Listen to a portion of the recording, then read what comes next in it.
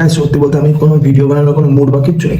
Serious বলছি, video বানানোর মতো কোনো মুড মাইন্ড কিচ্ছু নেই আমার। ওহো সোনা গো, আমার বুকে কষ্ট হচ্ছে, ভিডিও বানানোর কোনো মুড নেই, কিন্তু পেজে তো ভালোই দেখতে পাচ্ছি সকাল বিকেল দুটো করে ভিডিও আপলোড হচ্ছে। साले मजाक बना के रखते हो, भड़ुआ समझे है क्या? এই ভিডিওটা জাস্ট একটা কারণে বানাচ্ছি। আমি শুধু একটা জিনিস ভেবে অবাক হচ্ছি, আবার একটা কারণ দাদা, আর কত কারণ দেখাবে? কারণ কারণ বলে তো মানুষের কাছ থেকে ভালোই সিম্প্যাথি নিচ্ছ, সেই তো দুদিন বাদে সোশ্যাল মিডিয়া এসে বলবে এটা আমাদের প্র্যাঙ্ক ভিডিও ছিল।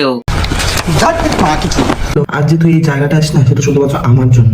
কি বলছো তুমি এইসব? তোমার জন্য ও আজকে এই জায়গাটায় আছে? দাঁড়াও এক সেকেন্ড।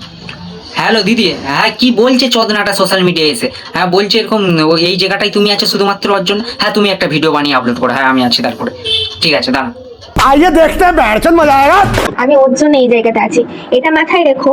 তোমার যে এপিতে ওই পেজটা, ইনস্টারের নিচে পড়ে যাওয়া পেজটা না, ওটা আমিই দাঁড় করিয়েছি। কে কারটা দাঁড় করেছিস তাকে নিজেদের মধ্যে ক্লিয়ার কর, তারপরে সোশ্যাল মিডিয়া এরকম নাটক করিস। দুজনে একই ঘরে বসে ভিডিও বানাচ্ছো আর একই পেজ থেকে পোস্ট করছো, একজন সকালে একজন বিকেলে, আর পাবলিককে বোকাচোদা ভাবছো।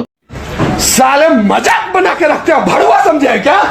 তোমার যে এখন এই পেজ ভ্যালুটা, ওটা আমার জন্য শুধুমাত্র। কেন আমি ওই আইডিগুলোর পিছনে খাটতাম প্রত্যেকদিন। আহা তুমি যা খাটাখাটনি করেছো, খেটে খেটে তো একদম শুকিয়ে গেছো, আর নাটক করতে হবে না, এবার পান্তা ভাত খেয়ে শুয়ে পড়ো। প্রত্যেকদিন ভিডিও বানানো থেকে শুরু করে, এডিট করা থেকে শুরু করে, নিজের হাতে ভিডিও করা সবকিছু আমি করতাম। আহা দিদি, তুমি যা ভিডিওর পেছনে খাটাখাটনি করেছো, মানুষকে তো বলে বোঝানো যাবে না। ওই চাটাচাটি ঘষাঘষিটাকে যদি তুমি বলো ভিডিওর পেছনে প্রচুর খাটতে হয়, তাহলে কোনটা বিরিয়ানি আর কোনটা পান্তা ভাত তুমি এখনো পর্যন্ত বুঝলে না।